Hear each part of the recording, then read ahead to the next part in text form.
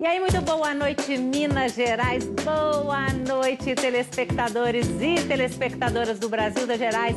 Boa noite, internautas, amigos. Olha só a importância do assunto do programa de hoje. É um tema palpitante, sexualidade na adolescência. Gente, um turbilhão de emoções, né? Que se não forem bem orientadas, podem ter consequências indesejadas, né? As pesquisas indicam que a primeira relação sexual ocorre cada vez mais cedo entre os jovens brasileiros, muitas vezes antes dos 15 anos de idade. E o que dificulta, né, nessa fase é a falta de diálogo. A pergunta é: por que a sexualidade não costuma ser assunto entre pais e filhos?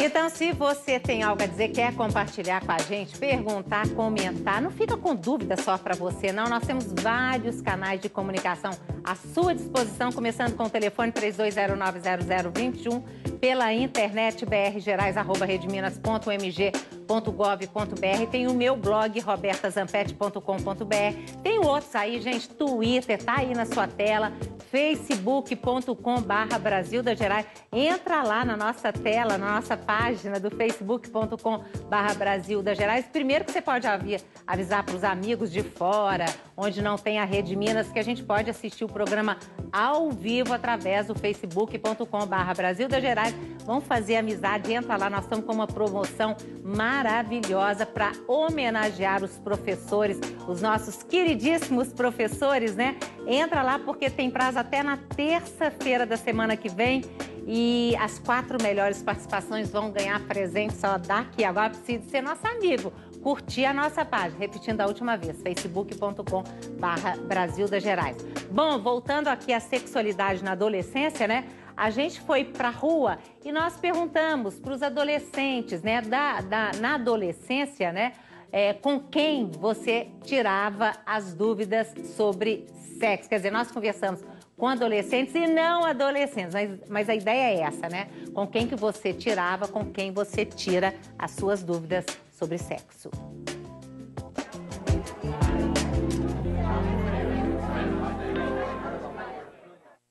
Eu sou de uma família muito grande, então era mais com os meus irmãos, eu sou mais nova da minha família, e com amigos, né? Acabava muito sendo isso. Sobre sexualidade, você tinha abertura com seus pais? Como que era isso?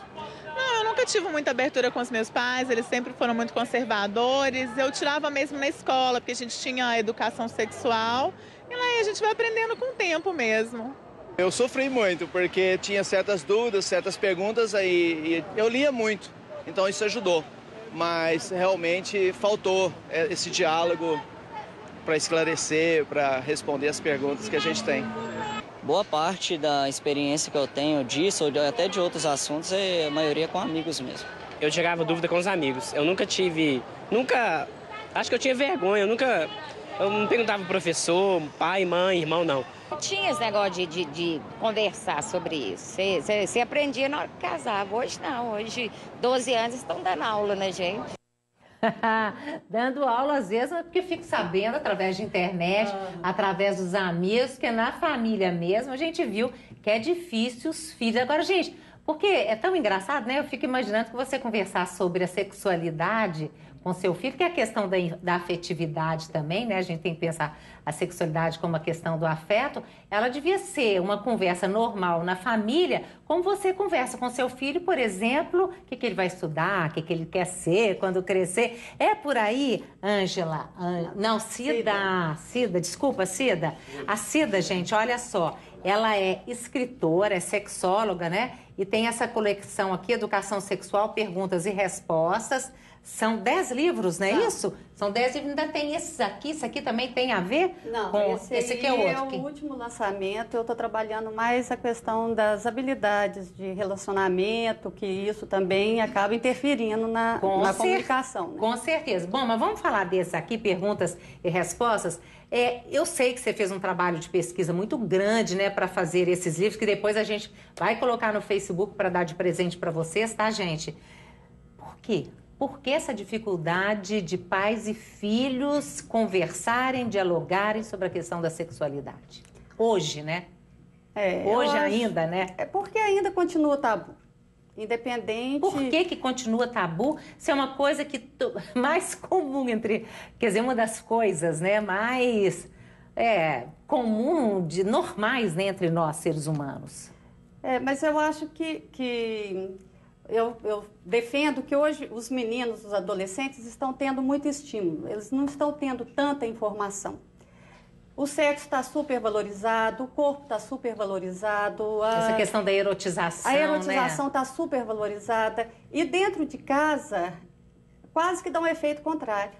Porque são tantos estímulos que esses meninos estão tendo que os pais acabam falando assim, não vão pôr fogo nessa fogueira, não. Porque como o desejo deles é cuidar, proteger esse menino que está tão exposto. Uhum. Só que isso dá efeito contrário, porque a criança hoje, mais do que nunca, ela é imediatista. Então, se ela tem uma criança dúvida, quer pra ontem as ela coisas, não vai esperar chegar na adolescência. Se uma criança tem 9 anos e ela tem uma dúvida, ela não vai esperar 4, 5 anos para ter essa resposta. Ela vai atrás de internet, vai atrás de companheiros, de amigos, de coleguinhas e acaba aquilo que o pai deseja, que é proteger, deixa o filho mais vulnerável. Pois é, e ele fica, muitas vezes, inseguro, né? O que é ruim, né? Essa questão da vulnerabilidade. Agora, Virgínia, você que é educadora, né? Como é que você vê essa questão? Porque, assim, eu já vi muito pai achar que na escola você ensinar, lidar, tratar essa questão da sexualidade é uma forma de estimular os meninos e as meninas, e é exatamente o contrário, né? Com certeza. Existe resistência por parte dos pais, né, do trabalho com a educação sexual na escola. Porque eles acham que a criança vai iniciar a vida sexual mais cedo, se ela tiver uma educação sexual na escola, que vai despertar o interesse da criança para isso, né, da criança e do adolescente. E é muito pelo contrário, né? A gente sabe que a educação sexual, ela vai proporcionar, quando ela é bem feita, né? Porque a escola também tem dificuldade de trabalhar com a questão da sexualidade. Muitas vezes ela nega a sexualidade da criança, mesmo os professores... Quer dizer, a escola nega, os pais negam, acho que os filhos são assexuados e, na verdade, não são. Os professores, né, geralmente, eles não têm uma formação apropriada para trabalhar com a questão da sexualidade.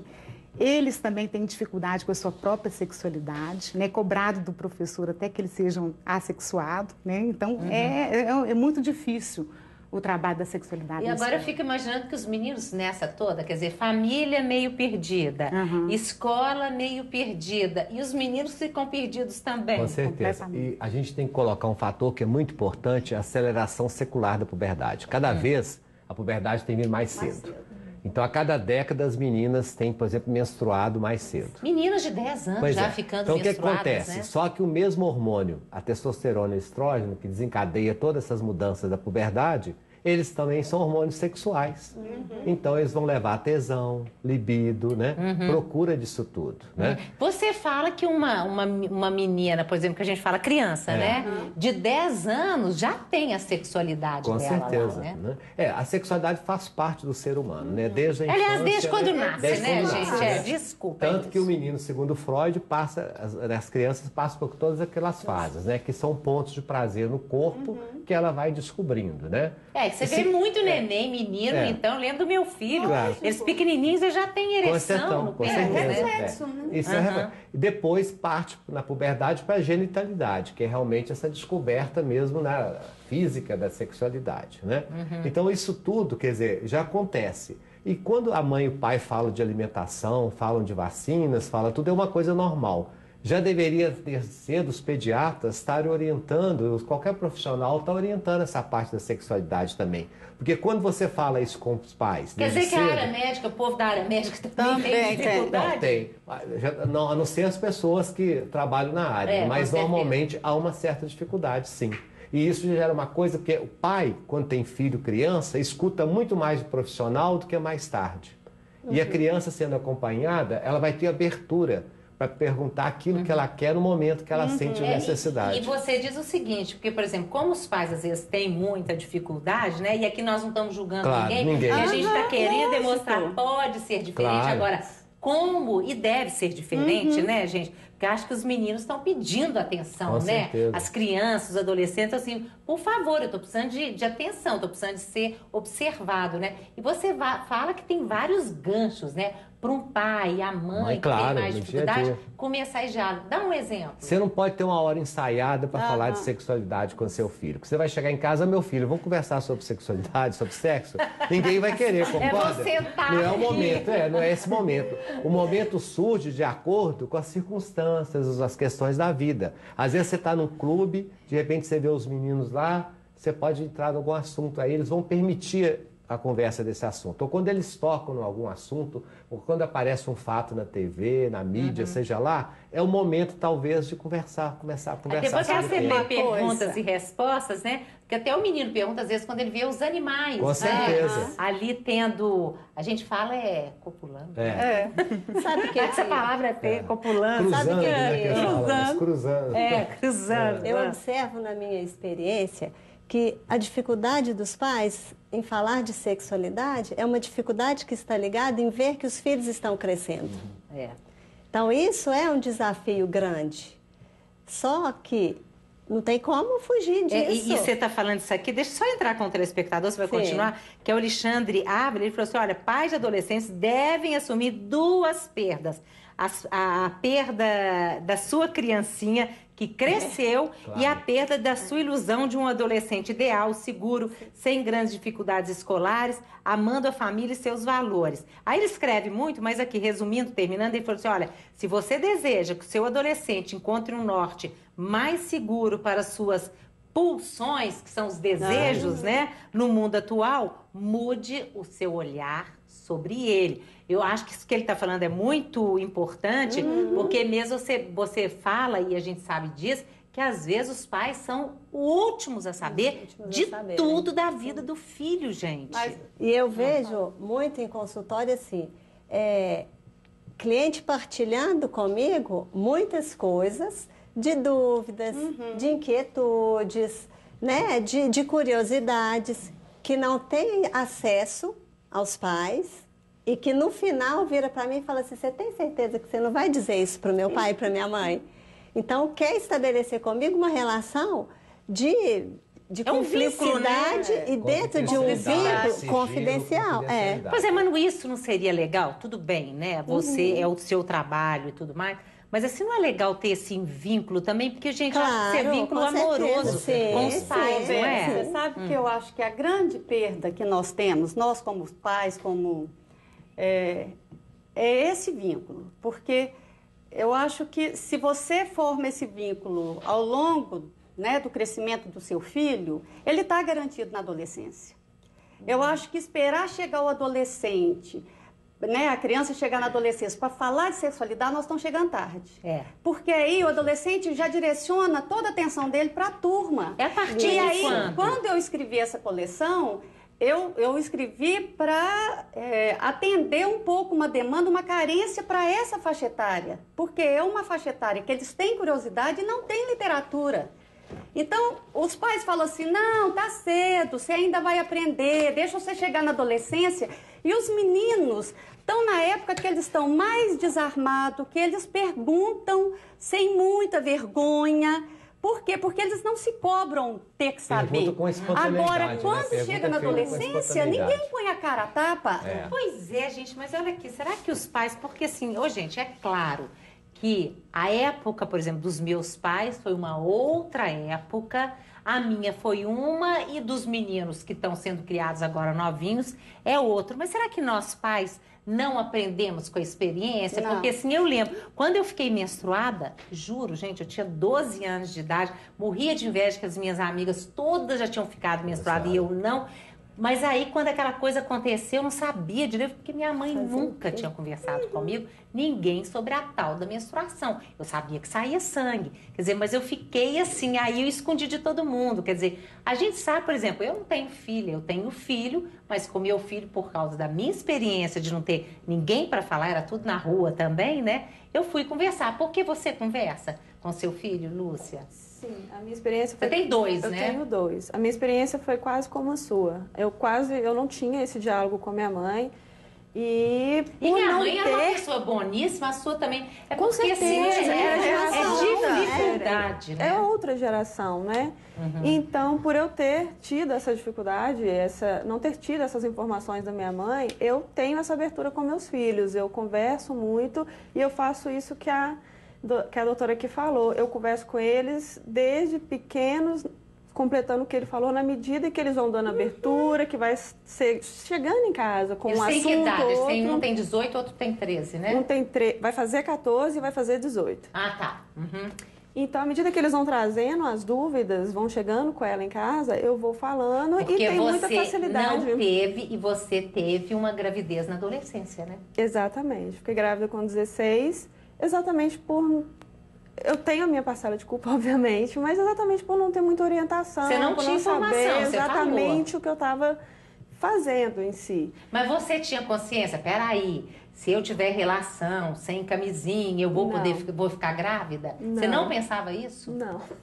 Ou Realmente seja, eu tô não. pensando que você vai falar mais, mas a gente não pode também responsabilizar um adolescente, não Claro. pode? Eu acho que não, mas veja bem, hoje eu percebo muito assim no grupo atual, as informações sobre sexualidade, é lógico que eu estou citando BH.